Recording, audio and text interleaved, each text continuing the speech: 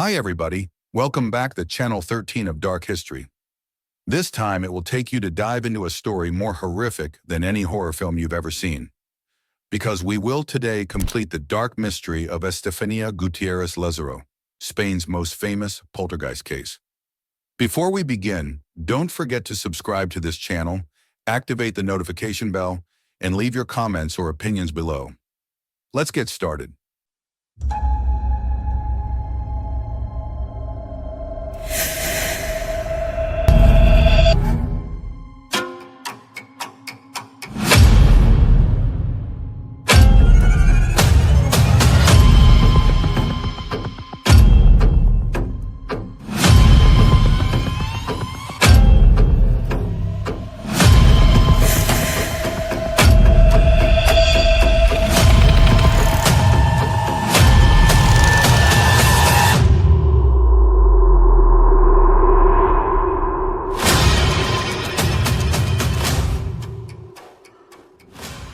Madrid, the capital of Spain, is a metropolitan city with elegant architecture and a vibrant culture. During the day, sunlight shines on historical buildings, such as the magnificent Royal Palace. World-class museums such as the Prado are embellishing, while lush gardens such as El Retiro offer tranquility amid the hustle and bustle of the city. However, when night falls, shadows of the dark past appear to the surface. Behind the stunning beauty, Madrid keeps a dark secret that is ready to reveal. Our story begins in Vallecas, a district in Madrid, Spain, in 1990. This is where Estefania Gutierrez Lazaro, an 18-year-old teenage girl, lives with her family. Estefania was described as a cheerful, and popular girl in her school. He had two close friends, Ruth and Sylvia, who always accompanied him in joy and sorrow. Like most teenagers, Estefania is in love. He has a girlfriend he loves very much. Unfortunately, fate said something else. Estefania's boyfriend dies in a tragic accident, leaving deep scars on the hearts of Estefania and her friends.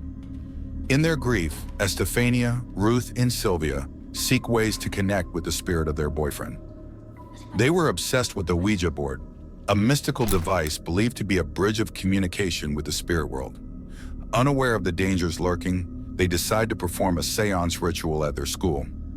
One afternoon, when the school was quiet, the three friends slipped into an empty place.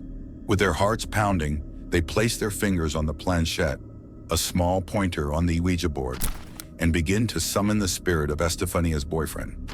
The atmosphere in the room was getting colder and stifling. Suddenly, the planchette began to move on its own, gliding over the Ouija board, pointing letter by letter, forming words so that they looked at each other. A woman screaming, "Who's there?" from behind the door. The three friends were surprised not to play. Apparently, they were found by a nun who was also a teacher at the school. The nun, who was known to be very religious and obedient, was furious to see them play Ouija. The nun said to the three young women, "You don't know the danger you're inviting. This board is the gateway to evil spirits. You've opened a portal that shouldn't be opened." The three friends were frightened and regretted what they had done.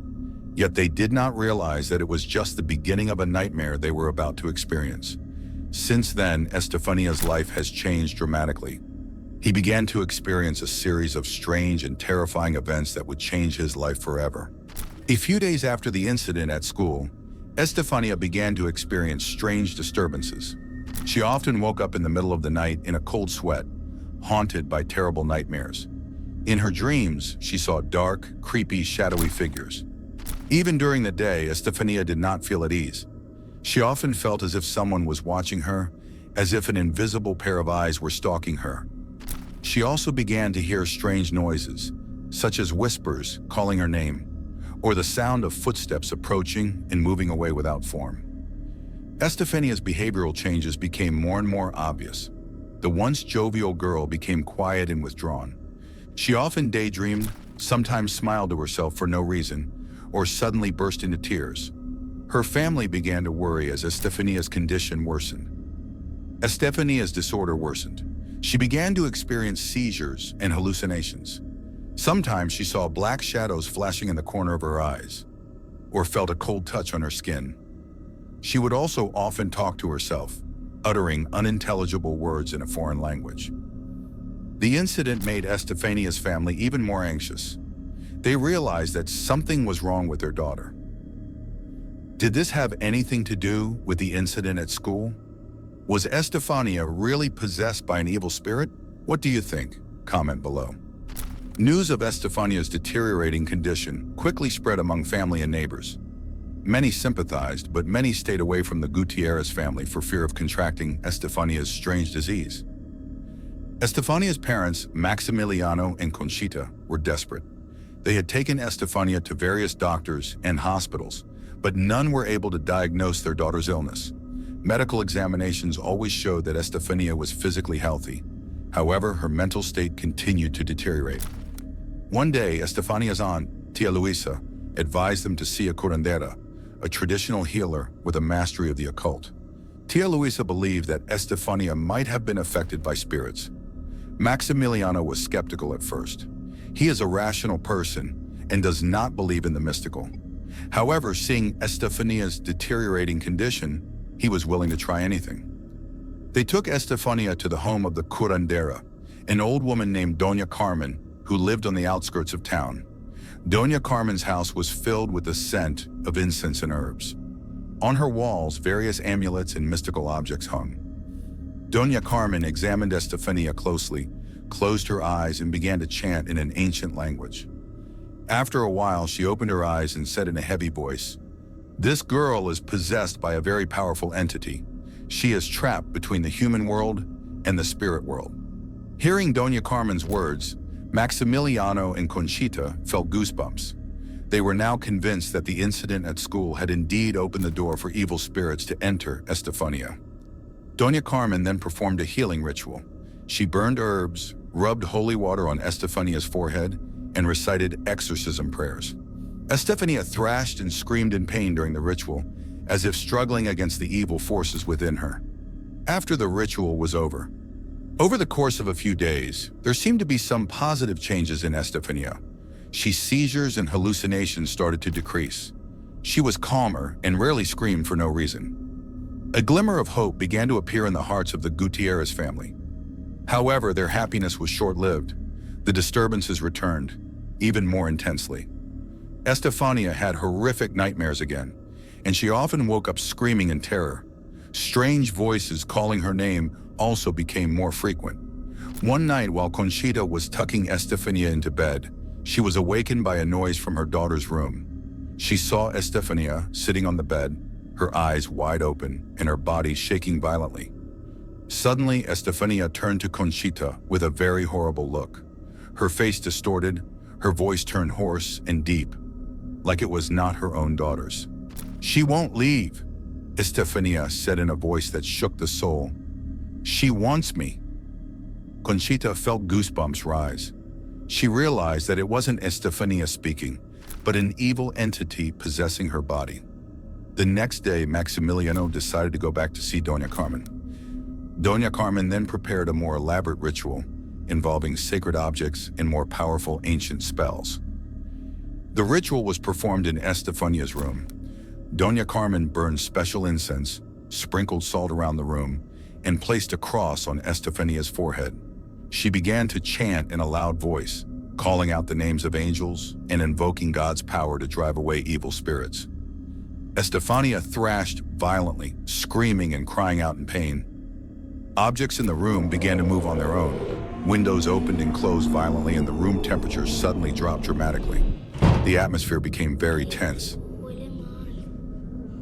Amidst the chaos of the ritual, Estefania suddenly fell silent. Her body was limp, her eyes were closed, and her breathing was heavy. Doña Carmen stopped the spell, observing Estefania closely. A tense silence fell over the room. Doña Carmen moved closer to Estefania, checking her pulse. Her face grew grim. Doña Carmen could not continue with her words. Maximiliano and Conchita looked at Doña Carmen expectantly, but they already knew the answer. Estefania, their beloved daughter, had died. News of Estefania's death spread quickly. Neighbors and relatives came to offer their condolences.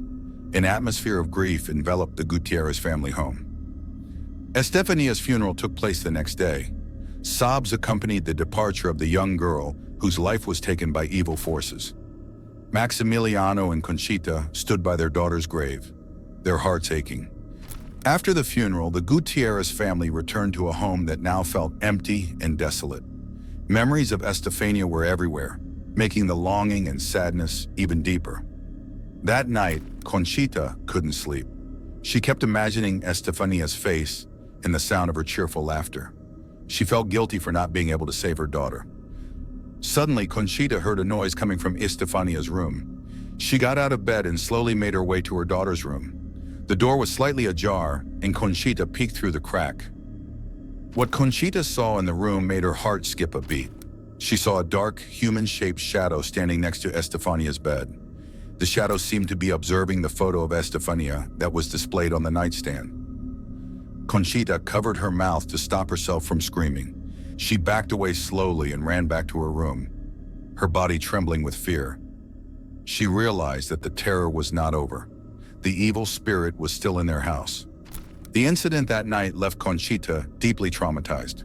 She no longer dared to sleep alone. Fear enveloped the whole family. The house that once felt warm and cozy now felt cold and tense.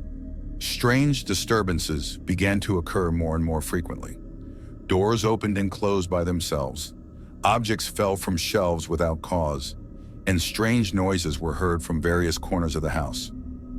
She became convinced that the evil spirit that possessed Estefania was still in their house and was now terrorizing the family. "Who's there?" asked Maximiliano in a strained voice. There was no answer, only the sound of approaching footsteps. Suddenly, a dark shadow appeared in the doorway. It was a tall, creepy shadow that stared down at them. The next day, Maximiliano decided to seek help from the church. He went to a priest and told him everything that had happened to his family. The priest listened carefully, a concerned look on his face. "It looks like your family is being plagued by evil spirits," the priest said. "I will pray for your family and bless your home. May God protect you all." The priest then came to the Gutierrez home and performed the blessing. He rubbed holy water all over the room, burned incense, and recited exorcism prayers. The house felt calmer after the blessing. However, the terror was not over. The evil spirits still haunted the Gutierrez family, as if it did not want to let them go. Maximiliano and Conchita were getting desperate. They didn't know what else to do to stop the terror. The unending terror made Maximiliano even more frustrated. He felt he had failed to protect his family. In desperation, he decided to contact the authorities, hoping they could provide a solution. He reported the strange happenings in his house to the police, telling them everything that had happened since Estefania had been playing Ouija. At first, the police doubted Maximiliano's story. They thought it was just the imagination of a grieving father. However, Maximiliano insisted on convincing them that there was something very odd going on in his house. He pleaded with the police to investigate his case seriously. Eventually, the police sent two inspectors, Jose Pedro Negri and Victor Fernandez, to investigate Maximiliano's report. The two inspectors were skeptical at first, but they were surprised when they witnessed strange events in the Gutierrez home. When they entered the house, the temperature suddenly dropped dramatically. They heard strange noises, such as whispers and footsteps, even though there was no one else in the house but them and the Gutierrez family. Suddenly, a closet in the living room opened with a bang, and several objects fell out of it. The two inspectors were shocked and immediately pointed their flashlights toward the closet, but there was no one there. "I can't believe this. This is really happening," said Inspector Negri. Inspector Fernandez nodded. He too was dumbfounded by what he had just witnessed. They then continued their investigation, looking for any clues or evidence of paranormal activity in the house. In Estefania's room, they found a very tense atmosphere. The air felt heavy and cold, as if there was an unwanted presence there. They examined every corner of the room, looking for anything unusual. As Inspector Negri observed the crucifix hanging on the wall, he was shocked to see it suddenly detach and fall to the floor. He picked up the cross and examined it, but found no signs of damage or broken threads. Inspector Fernandez approached Inspector Negri, his face looking pale. "Inspector, look!" He pointed at the fallen photograph of Estefania. Inspector Negri followed the direction of Inspector Fernandez's gaze and was shocked to see that the photograph of Estefania had burned itself out right in Estefania's face. The two inspectors looked at each other, their eyes full of fear and astonishment. They couldn't explain what they had just witnessed.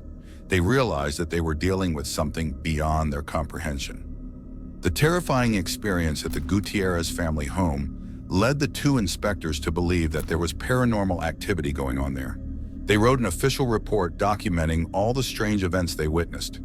The report became one of the first paranormal cases to be officially recognized by the Spanish police. Keep in mind, avoid practices related to the occult. It is better to stay away from things related to seances, ouija games, or other occult practices. We never know what dangers lurk behind them. This is the tragic story of Estefania Gutierrez Lazaro, whose story has made a lasting impression on Spanish history. May her story serve as a reminder to all of us of the dangers of supernatural powers. Thank you for following this story to the end. Don't forget to like, share, and subscribe to this channel to get other interesting videos. See you in the next video.